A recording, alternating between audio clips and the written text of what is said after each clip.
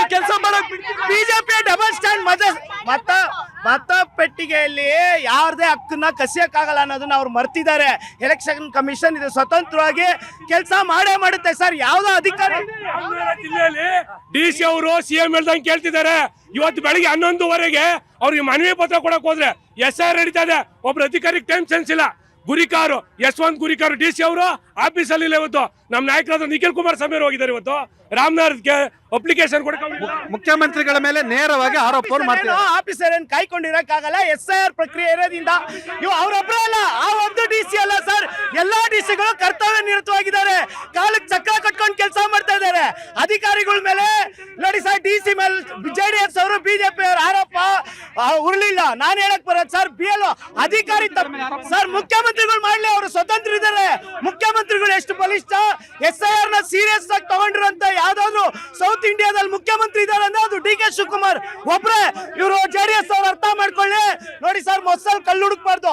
ಎಲ್ಲೋ ಒಂದು BLOಗಳಿಂದ ಅಧಿಕಾರಿಗಳಿಂದ ತಪ್ಪಾಗಿದೆ ಅಂದ್ರೆ ಸರಿ ಮಾಡ್ಕೊಳ್ತೀವಿ, ಕ್ರಮ ತಗೊಳ್ತೀವಿ. ಇಲ್ಲಿ ಯಾರಿಗೂ ಮುಲಾಜಿಲ್ಲ. DK ಶಿವಕುಮಾರ್ ಅವ್ರ ಸರ್ಕಾರದಲ್ಲಿ ಯಾರಿಗೂ ಮುಲಾಜಿಲ್ಲ ಅನ್ನೋದು ಎರಡೂ ಪಕ್ಷಕ್ಕೆ. ಒಂದ್ ನಿಮಿಷ, ಈ SIR ಇದೆಯಲ್ಲ, ಬಹಳಷ್ಟು ಅನುಕೂಲ ಆಗೋದು ಕಾಂಗ್ರೆಸ್ ಅವರಿಗೆ. ಯಾಕೆ ಗೊತ್ತಾ, ನಿಮ್ಮನ್ನ ಮಾತಾಡ್ತೀನಿ, ನಿಮ್ ಸರ್ದಿ ಬರುತ್ತೆ. ಇಲ್ಲ ನಿಮ್ಗೆ ಬರ್ತೀನಿ, ನಿಮ್ಮ ಹತ್ರ ಬರ್ತೀನಿ. Yes madam. ಮಾತ್ರ ಹೇಗಾಗುತ್ತೆ ಸಿ, ಕಾಂಗ್ರೆಸ್ ಪಕ್ಷ ಯಾವತ್ತೂ SIR ಅನ್ನ ವಿರೋಧಿಸ್ತಾ ಇಲ್ಲ. ನಾವು ಹೇಳ್ತಾ ಇರ್ತಕ್ಕಂಥದ್ದು, ಯಾವೊಬ್ಬ ಏನು ನಾಗರಿಕನೂ ಕೂಡ, ಯಾವೊಬ್ಬ ಅರ್ಹ ಮತದಾರನೂ ಕೂಡ ಪಟ್ಟಿಯಿಂದ ಕೈ ಬಿಡಬಾರ್ದು ಅನ್ನೋ ಕಾರಣಕ್ಕೆ ನಾವು ಜಾಗರೂಕರಾಗಿ ಕೆಲಸ ಮಾಡ್ತಿದೀವಿ. 224 ಅಸೆಂಬ್ಲಿ ಕಾನ್ಸ್ಟಿಟ್ಯೂನ್ಸಿನೂ ಸೇರಿದಂತೆ 59,000 ಬೂತ್ಗಳಿಗೆ ನಾವು BLAಗಳನ್ನ ನೇಮಕ ಮಾಡಿದ್ದಾರೆ. ಅವರು ಹೇಳ್ತಾ ಇದ್ದಾರೆ, ಅವರು ನೇಮಿಸಿದ್ದಾರೆ ಅಂತ ಹೇಳಿ. ಈಗ BLO ಹೋಗ್ಬೇಕಾದ್ರೆ ನಮ್ಮ BLA ಅವನ ಜೊತೆ ಹೋಗ್ತಾನೆ ಅಂದಾಗ ಇವರು ಕೂಡ ಕಳ್ಸಿರ್ತಾರಲ್ವಾ, ಅಲ್ಲಿ ಎಲ್ಲಿ ಅಕ್ರಮ ಆಗ್ತದೆ ಅನ್ನೋದು ಇವ್ರು ಹೇಳ್ಬೇಕು. ಈಗ ಸುಮ್ಮನೆ ಏನು ಪುಂಖಾನುಪುಂಖವಾಗಿ ನಮ್ಮನ್ನ ಆರೋಪಿಸಿದ್ರೆ ಇದಕ್ಕೆ ನಾವು ಕೂಡ ಒಪ್ಕೊಂಡು ಸುಮ್ಮನಿರಕ್ಕಾಗಲ್ಲ. ನಾವು SIR ಅನ್ನ ಯಾಕೆ ನೀಟಾಗಿ ವ್ಯವಸ್ಥಿತವಾಗಿ ಪರಿಷ್ಕರಣೆ ಮಾಡಬೇಕು ಅಂತ ಹೇಳ್ತಿದೀವಿ ಅಂತ ಹೇಳಿದ್ರೆ, ಈ ಹಿಂದೆ ನಡೆದಂತಹ ಕರ್ನಾಟಕದಿಂದ ಹೊರಪಡಿಸಿ 12 ರಾಜ್ಯಗಳಲ್ಲಿ ಏನ್ ಚುನಾವಣೆ ನಡೀತು, ಅಲ್ಲಿ ಏನೆಲ್ಲ ಹೋದಂತಹ ಅಕ್ರಮಗಳು ನಡೀತು, ಓಟ್ಗಳಲ್ಲಿ ಓಟ್ ಚೋರಿ ಆಯ್ತು. ಕೇರಳದಲ್ಲಿ ನಿಮ್ದೇ ಸರ್ಕಾರ ಬಂತಲ್ಲ, ಆವಾಗ ಓಟ್ ಚೋರಿ ಆಗಿಲ್ವಾ? ಎಸ್ ಸರ್, ನಾನು ಒಂದ್ ಮಾತಾಡ್ತೀನಿ. ನಮ್ಮ ಕಾಂಗ್ರೆಸ್ ಸ್ನೇಹಿತರು ಹೇಳಿದ್ರು BLO ಜೊತೆ ಒಟ್ಟಿಗೆ ಹೋದ್ರ, ಬೇರೆ ರಾಜ್ಯದಲ್ಲಿ ಒಟ್ಟಿಗೆ ಹೋಗಿದ್ದಾರೆ, ಅಲ್ಲಿ ಓಟ್ ಚೋರಿ ಆಗಿಲ್ಲ. ಇವ್ರು ಹೇಳೋದೆಲ್ಲ ಸುಳ್ಳು. ಈಗ ನಿಮ್ಗೊಂದು ಎಕ್ಸಾಂಪಲ್ ಕೊಡ್ತೀನಿ. ಶ್ರೀರಾಮ್ಪುರ ಇವೆಲ್ಲ ತಮಿಳ್ನಾಡ್ದಾಗ ಮತದಾರದಾರ, ಅವ್ರು ಕರ್ನಾಟಕದಲ್ಲೂ ಮತಪಟ್ಟಿ ಇದೆ, ತಮಿಳ್ನಾಡಲ್ಲೂ ಮತಪಟ್ಟಿ ಇದೆ. ಈ ಎರಡರಲ್ಲಿ ಒಂದ್ ಯಾವ್ದೋ ಚಾಯ್ಸ್. UP ಮತ್ತು ರಾಜಸ್ಥಾನ, ಮಧ್ಯಪ್ರದೇಶ ಎಲ್ಲರದು ಆಗ್ಬೇಕು. ಒಂದು ರಾಜ್ಯದಲ್ಲಿ ಯಾವುದೇ ಒಂದು ರಾಜ್ಯದಲ್ಲಿ ಒಂದೇ ಒಂದು ಮತಪಟ್ಟಿ ಇರಬೇಕು. ಹಾಗಾಗಿ SIR ಅನ್ನ ನಾವು ಬೆಂಬಲಿಸ್ತೀವಿ. ಮತ್ತೆ ಸರ್, ನಾನು ರಾಜ್ಯ ಸರ್ಕಾರಕ್ಕೆ ಕೈ ಮುಗ್ದಿ ಮನವಿ ಮಾಡ್ತಾ ಇದ್ದೀನಿ. ಏನು ಅಂದ್ರೆ, ಸ್ವಾಮಿ ದಯಮಾಡಿ ಅಧಿಕಾರಿಗಳಿಗೆ ಅವ್ರ ಪಾಡು ಅವ್ರು ಕೆಲಸ ಮಾಡಕ್ ಬಿಡಿ. ನೀವ್ ಯಾಕೆ ಆ ವಿಚಾರದಲ್ಲಿ ಹೋಗ ಹಸ್ತಕ್ಷೇಪ ಮಾಡ್ತಾ ಇದ್ದೀರಾ? ಬಿಟ್ಬಿಡಿ, ಅವ್ರ ಪಾಡು ಅವ್ರು ಕೆಲಸ ಮಾಡ್ಲಿ. ಸರ್, ಇದು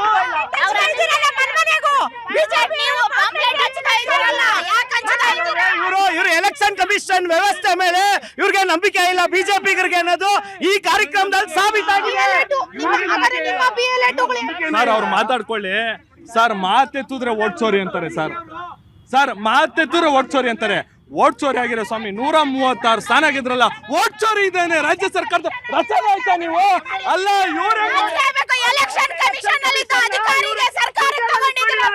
ಆವಿನ ಬುಟ್ಟಿಲಿ ಇಟ್ಕೊಂಡ್ರೆ election commission, central election commission. ಈಗ ಸರ್, ಮತದಾರ ಪರಿಷ್ಕರಣೆ ಆಗಿ 3 ದಿವಸ ಆಗಿದೆ. ರಾಜ್ಯದಲ್ಲಿ ಜನಕ್ಕೆ ಗೊತ್ತಾಗ್ತಿದೆ ರಾಜ್ಯ ಸರ್ಕಾರ ಯಾವ ರೀತಿ ಅಧಿಕಾರಿಗಳನ್ನ ಚೆನ್ನಾಗಿ ಬಳಸ್ಕೋತಿದ್ದಾರೆ ಅಂತ ಗೊತ್ತಾಗ್ತಿದೆ. ಸರ್, ಇದು ಆ ರೀತಿ ಆಗ್ಬಾರ್ದು. SIR ಅಕ್ರಮ ನಡೀತಿದ್ಯಾ? ಖಂಡಿತ ನಡೀತಾ ಇದೆ. ಇದಕ್ಕೆ ಕುಮ್ಮಕ್ಕು ರಾಜ್ಯ ಸರ್ಕಾರ ಅಧಿಕಾರಿಗಳಲ್ಲ, ಇವರಿರೋ ಮಿನಿಸ್ಟ್ರಿಗಳು, CM ಪ್ರತಿಯೊಂದಕ್ಕೂ ಅಧಿಕಾರಿಗಳನ್ನ ಹೊಣೆ ಮಾಡ್ತಾರೆ, ಸಸ್ಪೆಂಡ್ ಮಾಡ್ತಾರೆ. ಇವ್ರುಗಳ್ನ ಯಾವತ್ತು ಸಸ್ಪೆಂಡ್ ಮಾಡ್ತಾರೆ ಸರ್? ಪ್ರತಿಯೊಂದು ಕರ್ನಾಟಕದಲ್ಲಿ ಏನೇ ನಡೆದ್ರು ಅಧಿಕಾರಿಗಳು ಕಾರಣ. ಇವ್ರ ಕಾರಣ ಆಗದೇ ಇಲ್ವಾ? ಇವ್ರಿಗೆ ಜವಾಬ್ದಾರಿ ಇಲ್ವಾ? ಸಸ್ಪೆಂಡ್ ಮಾಡಲ್ವಾ ಅವ್ರನ್ನ? ಅಧಿಕಾರಿಗಳು ಬಲಿ ಆಗ್ತಾರಲ್ಲ, 11 ಜನ ಸತ್ರು ಏನೇ ಆದ ಅಧಿಕಾರಿಗಳು ಬಲಿ ಆಗ್ತಾರೆ. ಇವ್ರೇನು, ಇವ್ರಿಗೆ ಜವಾಬ್ದಾರಿ ಇಲ್ವಾ? CMಗೆ ಜವಾಬ್ದಾರಿ ಇಲ್ವಾ? ಇಂಥ ಮಾನಗೆಟ್ಟ ಸರ್ಕಾರ ನಡೆಸ್ತವ್ರೆ, ಅಧಿಕಾರಿಗಳು ಬಲಿ ಹಾಕುವಂತ ಸರ್ಕಾರ ಇದು. ಸರ್, SIR ಅಕ್ರಮ ನಡೀತಿದೆ ಅಂತ ಹೇಳಿ ಗಂಭೀರ ಆರೋಪ ಕೇಳಿ ಬಂದಿರತಕ್ಕಂಥದ್ದು. ಬೇರೆ ರಾಜ್ಯಗಳಲ್ಲಿ ಭಾರತೀಯ ಜನತಾ ಪಕ್ಷ ಚುನಾವಣಾ ಆಯೋಗವನ್ನ ಮತ್ತು ಅಲ್ಲಿರ್ತಕ್ಕಂಥ SIR ಮಾಡ್ತಕ್ಕಂಥ ಅಧಿಕಾರಿಗಳನ್ನ ಬುಕ್ ಮಾಡ್ಕೊಂಡು ತಮಗೆ ಬೇಕಾದಂಗೆ ವಿಶೇಷ ಮತಪಟ್ಟಿ ಪರಿಷ್ಕರಣೆ ಮಾಡ್ತಿದ್ದೇಳಿ ಕಾಂಗ್ರೆಸ್ ಆರೋಪವನ್ನು ಮಾಡ್ತು. ವೆಸ್ಟ್ ಬೆಂಗಾಲಲ್ಲಿ ಕೂಡ ರೋಹಿಂಗ್ಯಾ ಮುಸ್ಲಿಮರು ಬಾಂಗ್ಲಾ ವಲಸಿಗರ ಹೆಸರಲ್ಲಿ ಸುಮಾರು 24 ಲಕ್ಷ ಅರ್ಹ ಮತದಾರರಿಗೆ ಅವಕಾಶವನ್ನು ಮತದಾನ ಮಾಡಲಿಕ್ಕೆ ಅವಕಾಶ ಕೊಡಲ್ಲ ಅಂತ ಹೇಳಿದೆ. ಕರ್ನಾಟಕದಲ್ಲಿ ಆಗೋದು ಏನು ನಡೀತಿದೆ ಈಗ ನಿಮ್ಮದು ನೋಡಿದೆ, ಪಾಂಪ್ಲೆಟ್ಗಳು ನೋಡ್ತಾ ಇದ್ದೆ. ಕೆಲವೊಂದು ಕಡೆ ಈ SIR ಪರಿಷ್ಕರಣೆಯಲ್ಲಿ ವಿಶೇಷ ಪರಿಷ್ಕರಣೆಯಲ್ಲಿ ಕಾಂಗ್ರೆಸ್ ಮತ್ತು BJP ಈ ಚುನಾವಣಾ ಆಯೋಗದ ಸೂಚನೆಯನ್ನೇ ಎಲ್ಲೊಂದು ಕಡೆ ನಿರ್ಲಕ್ಷ್ಯ ಮಾಡ್ತಿದ್ದಾರೆ. ಆ ಮುಖಾಂತರ BLAಗಳನ್ನ ಬುಕ್ ಮಾಡ್ಕೊಂಡು ಅಕ್ರಮವಾಗಿ SIR ನಡೆಸ್ತಿದ್ದೀರಾ? ಯಾವ BLAಗಳು ಕಾಂಗ್ರೆಸ್ ಬುಕ್ ಮಾಡೋಕ್ಕಾಗಲ್ಲ, ಆಮ್ ಆದ್ಮಿನೂ ಮಾಡೋಕ್ಕಾಗಲ್ಲ, JDS ಮಾಡೋಕ್ಕಾಗಲ್ಲ, BJP ಮಾಡೋಕ್ಕಾಗಲ್ಲ. ಅರ್ಹ ಮತದಾರರಿಗೆ ಅವಕಾಶ ಇದೆ. ಅರ್ಹ ಮತದಾರರು ರಾಮನಗರದಲ್ಲಿ ಚೌಲ್ಟ್ರಿಲ್ ಮಾಡ್ತಿರಲ್ಲ ಸರ್, ತಪ್ಪು ಮಾಡ್ತಾ ಇರೋದು ರಾಜ್ಯ ಸರ್ಕಾರ.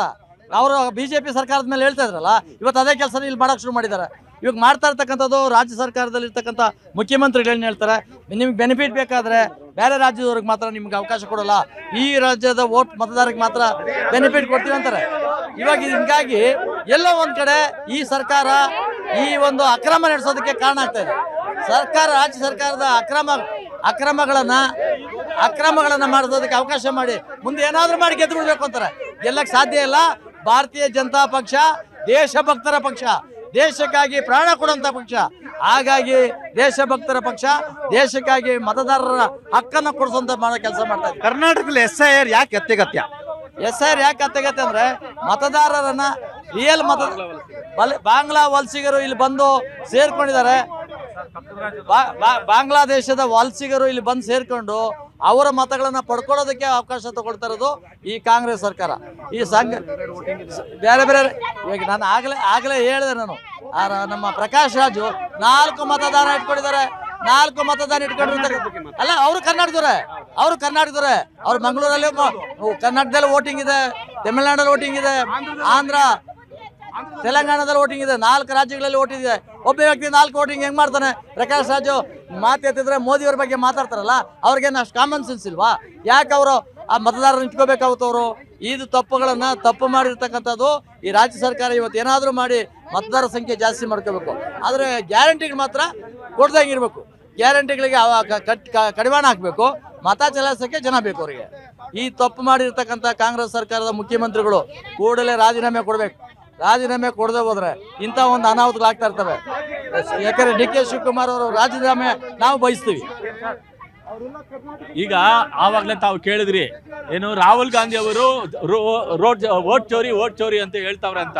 ಅವರು ಈಗ ಎಲೆಕ್ಟ್ರಿಕಲ್ ವೋಟ್ ಬೇಡ, ಕೈನಲ್ಲಿ ಒತ್ತೋ ಅಂತ ವೋಟ್ ಮಿಷಿನ್ ಬೇಕು ಅಂತ ಅವರು ಈ ಪದೇ ಫಾರಿನ್ಗೆ ಹೋದ್ರೂ, ಈ ಭಾರತ ದೇಶಕ್ಕೆ ಹೋದ್ರೆ ಎಲ್ಲೋದ್ರೂ ಅದನ್ನೇ ಭಾರತ ದೇಶದಲ್ಲಿ ವೋಟ್ ಚೋರಿ ನಡೀತದೆ ಇದೆ ಅಂತ. BJP ಕಾಂಗ್ರೆಸ್ ಎಲ್ಲ ಒಂದೇ ಯೂನಿವರ್ಸಿಟಿ ಸ್ಟೂಡೆಂಟ್ಸ್, ನೀವೆಲ್ಲ ಒಂದೇ ಯೂನಿವರ್ಸಿಟಿ ಸ್ಟೂಡೆಂಟ್ಸ್.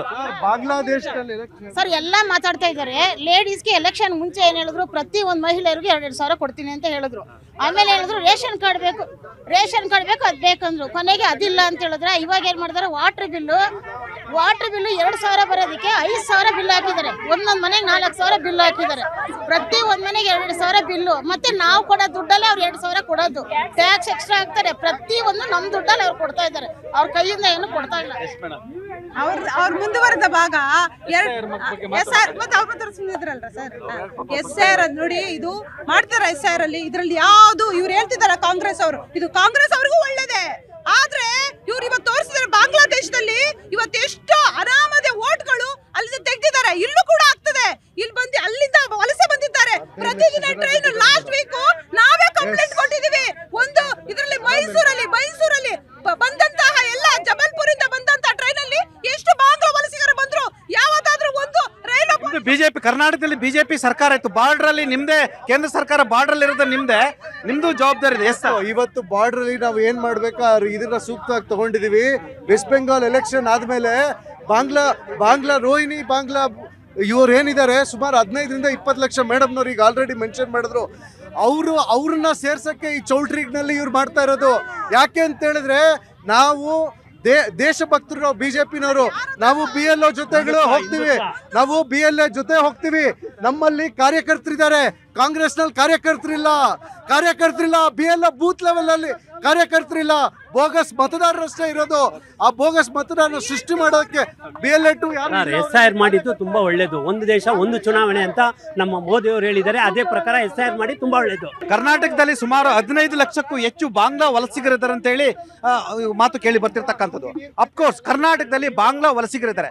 ಕರ್ನಾಟಕದ ಬಾಂಗ್ಲಾ ವಲಸಿಗರಿಗೆ ಇಲ್ಲಿನ ರಾಜಕಾರಣಿಗಳೇ ಅವರಿಗೆ ಮತದಾನವನ್ನ ಮಾಡಲಿಕ್ಕೆ ಮತ್ತು ಇಲ್ಲಿ ವಾಸ ದೃಢೀಕರಣ ಪತ್ರವನ್ನ ಕೊಟ್ಟಿರ್ತಕ್ಕಂಥದ್ದು. ಅದು ನಾನು ಬಿಜೆಪಿ ಅಥವಾ ಕಾಂಗ್ರೆಸ್ ಅಂತ ಹೇಳ್ತಾ ಇಲ್ಲ. ಇಲ್ಲಿನ ವ್ಯವಸ್ಥೆ, ಅಧಿಕಾರಿಗಳು ಮತ್ತು ರಾಜಕಾರಣಿಗಳು ಈ ಕೆಲಸವನ್ನ ಮಾಡಿರ್ತಕ್ಕಂಥದ್ದು. ಹಾಗಾಗಿ ಬಾಂಗ್ಲಾ ವಲಸಿಗರನ್ನು ಕೂಡ ಈ ರಾಜ್ಯದಿಂದ ಹೊರಹಾಕಬೇಕಾಗಿರ್ತಕ್ಕಂಥದ್ದು ಮತ್ತು ಬೇರೆ ಬೇರೆ ರಾಜ್ಯಗಳಿಂದ ಉತ್ತರದ ರಾಜ್ಯಗಳಿಂದ ಬಂದಿರತಕ್ಕಂಥವ್ರು ಕೂಡ ಇಲ್ಲಿ ಎರಡೆರಡು ಕಡೆ ಮತದಾನವನ್ನು ಮಾಡಲಿಕ್ಕೆ ಅವಕಾಶವನ್ನು ಪಡೆದುಕೊಂಡಿರ್ತಕ್ಕಂಥ ಅವರನ್ನು ಕೂಡ ಡಿಲೀಷನ್ ಮಾಡಬೇಕು.